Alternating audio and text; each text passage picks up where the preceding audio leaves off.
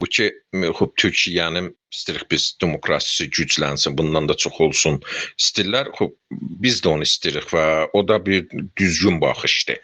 Yəni söhbət bu deyil ki, dedim nəqd olmasın, bəlkə münsifanə olsun, dəlilli olsun, bəlgəli olsun və obyektiv olsun, hamıya öcül bir baxış olsun. Bir ölkə ki vardır, onun demokrasisi hətmən inkişaf edəcəkdir. Hətmən də öcür deyil, yəni lüzumən öcür deyil, ola bilər əksin ola. Hətta o təmərküzü sirvət demokrasiyə hamıdan təhlükəlidir. Hörmətli Şamili bəy, o 8 dənə nöqtə ki dedilər, bunların heç biri belə deyək, Türkiyənin, yəni əlin müqayisə o birisilərdə zəifraq göstərmir ki, təzə güclüraq göstərir. Salam dostlar və əziz Doktor Tayzadə. Təşəkkür diqqətin üçün, sözlərinizi diqqətlə qulaq asdım. Amma bu dəfə mövzulara o mənada girməyəcəm içinə və yenə də səbəb, dəlil, bürhan gətirməyə ehtiyac görmürəm. Çünki bu istidlalların zihin və söyləmsəl cəhətinə bir maddi, yəni gerçəklər vardır və mövcud gerçəklər bütüncə bizim bu mübahisəmizdə onların nə qədər dəqiq və doğru olub olmamasını da biraz göstərmiş olur. Birinci faktor ki, işarə etməliyəm bu bəhsim biraz daha geniş köməkliklər məsələləri gələcəkdə də bəhsləri başa düşülsün. Bizim baxış pəncərəmizdir. Əlimizdə olan əyarlardır, əlimizdə olan o metodlardır ki, həm bizə analiz gücü verir və həm analizin doğru olub olmamasını bütünlüyü təsbit edir. Kimə təsbit edir? Doğru pəncərədən baxana, təcrübə sahibi olana, bilim sahibi olana. Bilimi, doğrunu, gerçəyi duyğulardan, hissiyatdan uzaq saxlayanlara. Amma ikinci şivə analiz metodu da vardır. Orada duyğu ilə bilim iç-içə girmiş bir haldadır. Daha çox gerçəklər inanc filtrindən keçəndən sonra duymaq mümkün olur, ya deyilmək mümkün olur. Yəni eşidən o analizi duyğu ilə bilim iç-içə girmiş bir durumdadır. Yəni daha çox realistdən, daha çox ideolojik baxış pəncərəsinə çevrilir. Bu iki fərqli baxış pəncərəsinin iki fərqli bir təhlildən də iki fərqli sonuc alması meydana çıxır. Məsələn, deyək ki, Türkiyənin şəraitini analiz edirik. İndi baxın, sizin sözləriniz və mənim sözlərim. Niyə bu qədər fərqlənir sizcə? Orada bir fərqli metod, fərqli baxış pəncərəsi, hətta fərqli materiallardan istifadə olub. Bu təhlillər fərqli çıxır da. O cəhətdən bu gerçəyi qəbul etməyimiz lazımdır. Bu ki, hangi analiz gerçək, doğru, hangi analiz ideoloji ilə bürünmüş bir halı vardı, onu analizi eşidib və ya oxuyan nöqtəsinə qoyaq və oradan vazgeçək. Və bu mübahisəni iqna məsələsi deyil. Bəlkə burada bir analiz metodları əhəmiyyəti var ki, diqqət mərkəzinə alınsın. Bir də o analizi gerçəklərlə uyğunlaşdırma. Yəni ki, Türkiyədə bu dediyimiz faktlarda vəziyyət necə durur? Məsələn, deyək ki, cəmaətlə danışaq. Məsələn, deyək, partilarla danışaq. Müxalifət parti, iqtidarda olan parti ilə. Deyək, məsələn, media mənsubları ilə danışaq. Müxalif media mənsubları, müvafiq media mənsubları və bu vasitə ilə gerçəklərdən bir tür, yəni təcrübə, o analizin təcrübəsini, yaşam təcrübəsindən də o analizi denəməyimiz lazımdır. Yəni aləmi zehnidən çıxıb biraz da gerçəklərə müraciət etsək, bəlkə yəni hər kəs istəyirsə, onda daha o zehniyyət ki biraz daha çox axtaran və arayan bir zehniyyətdir. O arayan zehniyyət, o təhlili, o analizi gedib aparır toplumda gerçəklərlə bir qiyasda, gerçəklərlə onu denəməkdə bir sonuc alır da ki, bu analiz nə qədər düz, nə qədər doğru, nə qədər də yanlışdır. Ona görə onu orada yəni qoyaq. Amma bəzi başqa faktlar var ki, sizin öz sözlərinizdə olan çəlişkiləri istəyirəm burada biraz göstərim sizə. Başlanğıçda deyirsiniz ki, əlbəttə Türkiyəni vəziyyətini analiz etmək lazımdır. Demokrasini gücləndirmək üçün tənqidi baxış açısı lazımdır. Və ümumiyyətlə doğrulursunuz ki, bu açıdan demişik, eleştirel baxış açısının olmasını toplumda zəruri görürsünüz. Amma danışdığınız sözlərə baxdığımızda ən son səsinizdə deyirsiniz ki, bir o faktlar sayısı da demokrasi üçün nələr, hansı faktlara diqqət çəkmək lazımdır. Orada deyirsiniz ki, Türkiye sizin o adı çəkdiyiniz ölkələr, mesela Amerika, İngiliz və İsraildən daha güclü görsənir. Yəni o sözü ki, əvvəldə deyirsiniz, eleştirel baxış ilə Türkiyəni analiz etmək lazımdır. Hər ölkəni analiz etmək lazımdır. Hər bir hərəkət və eyləmi və varlığı analiz etmək lazımdır. Yalnız siyasət deyil ki, Türkiyədə, ya iqtisadiyyat deyil ki, elə ailə yaşamıda, şirkətin yaşamıda, bir şəxsin yaşamıda, hər alanı eleştirel baxış pəncərədən analiz etmək lazımdır. Yəni analiz etməsən sonuc verməz. Əskikləri görməsən, zəifləri bilməsən və gəlişməsən də və qabağa gedə bilməsən də, yəni bu baxış açısı olmasa yürümək mümkün değildir. Yəni durduğun yerdə qalacaqsan, hər zadı yaxşı biləcəksən. Ən sonunda deyirsiniz ki, Türkiyə o birilərdən ki adını çəkmişsiniz ölkələrdə, mesela Amerikanı ya mesela İngiltərəni və İsraili, deyirsiniz ki, Türkiye o demokrasi faktlara baktığımızda o ölkələrdən daha üstündür. Yəni bu çəlişkini hiss edirsiniz. Əvvəldə deyirsiniz ki, lazımdır bir eleştirel baxış ilə baxılsın. Sonunda deyirsiniz onlardan daha üstündür. Yəni bu eleştiri baxış lazım da değilmiş kimidir. Və bu sözümə təyid budur ki, mən o 8-9 maddeyi ki saymışdım ki, bir demokrasi olaraq dayanaraq daha güclü olmalıdır. Bir olaraq sıralayıb göstərirsiniz ki, Türkiye Amerikadan, Fransa'dan, İngiltere'den, başkadan daha yaxşıdır, daha güclüdür, daha demokratiktir deyirsiniz. Mesela hukukun üstünlüğü həqiqətən bir demokrasiyada təyin edici rolu vardır. Əlbəttə bu faktlar ki, analiz edirik, adını çəkirik, hamısı bir nisbi haldadır. Yəni mütləq bir şey yoxdur. Bir də biz 5-10 dəqiqədə, 20 dəqiqədə eləyə bilmək ki, məmləkətdən cüziyyatını, detallara gedək ki, məsələn, onu bunu araşdıraq. Məcburuq ki, qıssa olmuş sözümü yetirmək üçün bəzi faktlar ki, əhəmiyyətlidir, oraya dayanaq ki, biz sözümüzü yetirmiş olaq və o analizimizi bizə təkmilləşdirək da. O cəhətdən siz, yəni mən də və siz də yəni detalları gözləməmək lazımdır. Bəzi şeylərə deyirlər ki, işarət yetərlidir. Mən də danışığımda belə işarətlə geçmişəm də onlara. Bu ki, siz saymışsınız ki, Türkiyədə o 8-9 faktı da mesela hamısında başqa ölkələrdən daha güclüdür. Mənim sözüm yoxdur ki, mən elə düşünmürəm daha. Siz öyle düşünün və qulaq asanlar, Türkiyədə yaşayanlar, bizim səsimizi eşidənlər bunu bilə bilərlər. Mesela mən sizə demişdim ki, əsas haqq və azadlıqlara yetirəndə müxaliflər mühümdür da. Müxaliflər gərək hüquq üstünlüyü təyin etsin. Da iktidarda olan deyir ki, mən həqiqəti edirəm da. İranda da iktidar deyir ki, biz həqiqəti edir. Amma gedəndə müxalifətin yanına, gedəndə cəmaətin yanına, cəmaət görsün tamamen başqa şey deyirlər. O cəhətdən denəmək üçün sən məsələ təməl haqq və azadlıqlar vardı, yoxdur. Getməlisən müxalif partiyaların yanına da. Müxaliflərdən soruşmalısan. Mesela müxalif partiyadan soruşmalısan ki, acaba media cəhətindən bərabər və adilanə bir media bölünməsi varmı? Mesela müxalifətdə olanlar desələr yoxdur, yəni yoxdur da.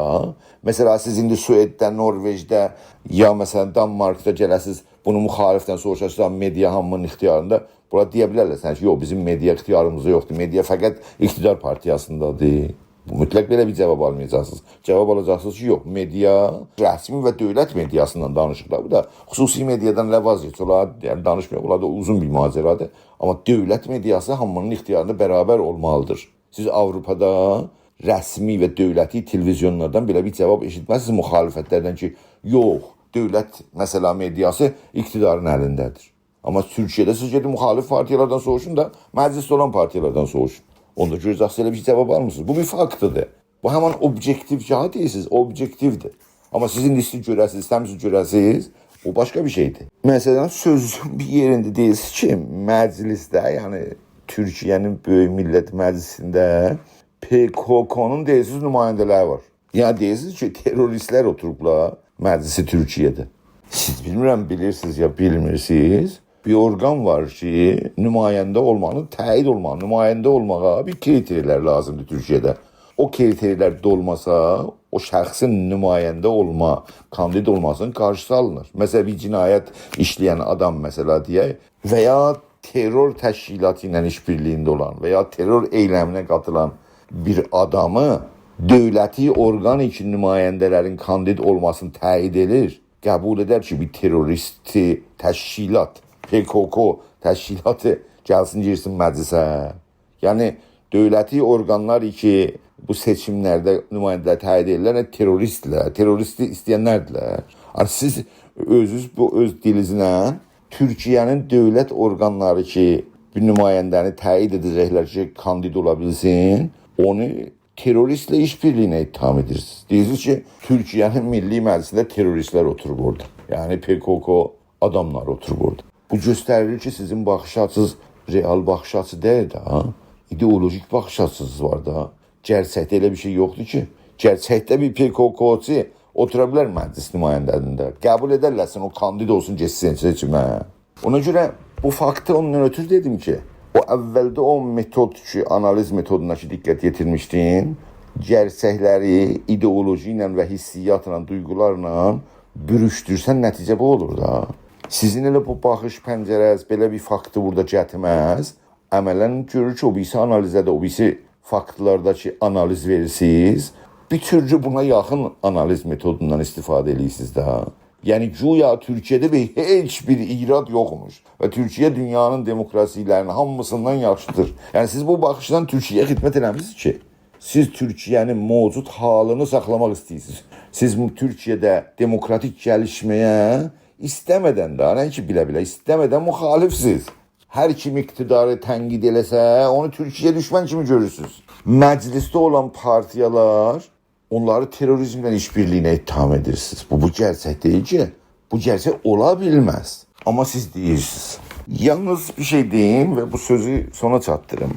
Baxın, hüquq üstünlüyünü Avropadan ölkə, məsələn Fransada, məsələn İngiltərədə, məsələn Amerikada, bunlar həyati sözlərdirlər ki, dünyada gedən siyasi praksisdə bu ölkələrdə yargı üstünlüyü dedik, hər zat nisbi bir şeydir. Yargı üstünlüyü həyati rol oynayan bir faktordur bir demokrasinin gerçəkləşməsində. Bildiyiniz kimi dünya səviyyəsində demokrasiləri bir-birinə müqayisədə bir analiz edərlər, təhqiq edərlər və onu dəyərləndirərlər. Məsələn, mən indi baxdım, 2020-ci ildə Türkiyə demokrasi müqayisə edəndə fərqli ölkələrlə 167 ölkənin içində 104-cüdür. Yəni əgərsə məsələn demokrasi sahəsində 4-5 faktoru nəzərə alaraq 10 nömrə ən böyük nömrədir. Türkiyənin nömrəsi orada 10-dan 4,5-dır. Amma Finland ölkəsi bu sahədə 10-dan 10 demokrasi faktorlarında o araşdırmada sonuc alınır. Bu dediyim sözün aşağıda şəklini sizə göndərəcəm ki, araşdıra bilərsiniz. Bir balaca da yanlış anlama olubdur sizin mənim dediklərimlə bir yerdə ki, onu mən burada təkiddən deyim. Mən demişəm ki, əgər bir ölkədə bir iktidarın siyasəti zaman içində o ölkənin pulunun, parasının dəyərin artırırsa, orada bilmək lazımdır ki, o ölkənin iqtisadi, puli siyasəti düzgün siyasətdir. Amma əgər bir ölkədə bir iktidarın hakimiyyət olduğu sürəcdə o ölkənin pulunun dəyəri azalır, o ölkədə ya o iktidarın iqtisadi, puli siyasətləri düzgün deyildir. Orada fakt gətirmişdim. Məsələn, AKP'nin hakimiyyəti gəldiyi ildə 1 dolar 1 lira 6 ilə bərabərdir. İndi 20-25 ildən sonra 1 dolar 40 liradır. Bu çox böyük bir faktıdır. Hətta həyati bir faktıdır bir devlətin siyasətini pul və ekonomi sahədə dəyərləndirmədə. Yəni bu söz mənim sözüm deyil ki, bu iqtisadçıların və mütəxəssislərin sözləridir.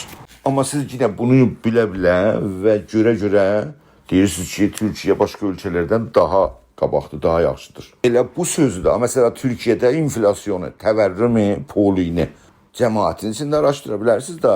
Düşədə insan cemaatdən soruşa bilərsiniz ki, mesela filan çöreği nə qədər alırdınız? Mesela 10 il bundan qabaq nə qədər verirsiniz çöreğe? Türkiye bu saat yangın içindədir. Və onun nəticəsi ciddicə bir bahalıqdır ki, cemaatin gündəlik yaşamı dolansın deyə çox problem içində soxur insanlar. Amma siz deyirsiniz ki, Türkiye dünyada o gəlişmiş adın çəkdiyi ölkələrdən daha güclüdür. İndi mən heç başqaları sizin bu sözlərinizə ki, Türkiye başqaları ilə müqayisə edəndə daha dünyanın ən güclü iqtisadlarının adına apardınız da, Amerikanın, İngilisin, onlardan, Fransanın, onlardan əgər güclü deyilsə də biz onda nə sözümüz ola bilir ki? Amma sizin bu sözləriniz həqiqətinə nə qədər uyğun, gerçəklərlə nə qədər uyumsaldır, çox böyük bir sual altındadır. Və bu sualın cavabını axtarmağa mütəxəssis olmaq lazım değildir. Yəni Türkiyədə elə internetdən də araşdırmaq olar. Türkiyədə də ya Türkiyəlini də hər bir Türkiyəlini də görüb oradan bir sual verirsənsə, 5 nəfər, 6 nəfər Türkiyəliyə sual verirsən və onların cavabı eyni olacaqdır da, onda biləcəksən də ki, durum nədir. Son bir faktora da işarə edeyim və sözlərimi bitireyim. O da bu ki, deyirsiniz ki, bir ölkədə sərmayanın və ya zənginliyin bir arada yığışırsa, demokrasinin ziddinə də tamam ola bilər deyirsiniz. Amma demirsiniz ki, hangi ölkədə belə bir şey olmuşdur? Dünyanın harasında mesela zənginləşməklə, bir ölkənin daha çox pullulaşmaqla orada demokrasi aradan gedibdir mesela. Və önəmli olan bu ki, bu sərvətin, bu zənginliyinin bir araya yığışması ilə demokrasi aradan gedib. Yəni demokrasi varmış və amma zənginləşdikcə o ölkə demokrasini aradan götürüblər. Elə bir nümunə dünyada və siyasi tarixdə varınız mı? Bizə göstərəsiniz. Əlbəttə onu deyim ki, mən bir sosial demokratın birisiyəm. Mən neoliberalizmlə müxalifəm. Mən dövlətin rolunu ölkədə sərmayənin və mövcud resursların və mənbələrin bölünməsi xalq arasında inananlardan birisiyəm. Bu uzun söhbətə ehtiyacı vaxtdır, amma istədim sizə deyim, çünki siz bilirəm ki, tanırsınız, bilirsiniz sosial demokrasi dediyimizdə nə deməkdir. Yəni neoliberalizmin qarşısında sosial demokrasinin daha çox ədalətin toplumda gerçəkləşməsinə səbəb olan bir baxış pəncərəsidir, sosial demokratik baxış pəncərəsi. Bura gəldiyimizdə qoyun iki dənə də qavramı aydınlaşdırım. Bir toplumda ekonomik cəhətdən deyirəm.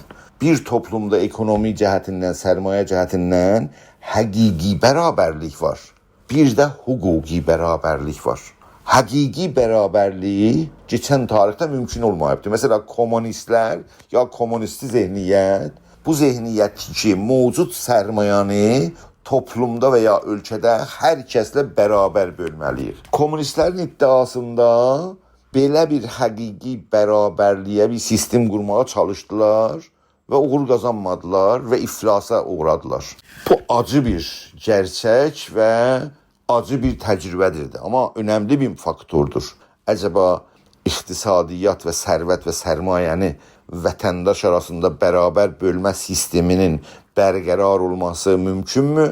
Bir təcrübə göstərdi ki, mümkün deyildir. Başqa təcrübə, başqa zamanda bəlkə meydana gəldi və insanın tarixi rüyasını bərabərlikdə, həqiqi bərabərlikdə bir modern sistemi gətirməsi ilə bəlkə mümkün etdi. Amma fiilən belə bir şey yoxdur. Mövcud olan sistem, yəni liberal demokrasi sistemi, hüquq bərabərliyi söz konusudur orada. Yəni dünyada özəl sərmayə, özəl sərvət rəsmiyyətə tanınır və bir qanun çərçivəsində o sərvətin dolanışına bir sistem qurulur. Bugün o sistemin adı ümumiyyətdə, yəni siyasi sistemin adı liberal demokrasidir. Bugün dünyanın ölkələri ümumiyyətdə də hamısı deyil, bu sistem əsasında qurulubdur. Amma bir bölümü bu sistemlərin daha demokratikləşib və bir sürüsü istibdad və diktatorluqla önə sürülürlər. Amma bu liberal demokrasi sistemdə ideolojilərin, mövcud ideolojilərin rolu bu sərvətin və ya sərmayələrin adilanə və ya ziddi adilanə dolanışına yardım edilir. Mesela sosial demokratik düşüncə bu liberal demokrasinin iqtisadi proqramlarına yüklənirsə, yəni bir məclisdə sosial demokratlar daha çox güclü isə və sosial demokratik qanunları sərmayənin dolanışı haqqında qanuna çevrilirsə, orada daha adilanə bir iqtisadi sistem, hüquqi sistemdən danışırıq. Adilanə bir hüquqi sistem yaranır ki, vətəndaşlar bir ölkədə daha çox ekonominin və ya sərvətin dolanışından bəhrə alırlar və yaxşı yaşam yaşayırlar.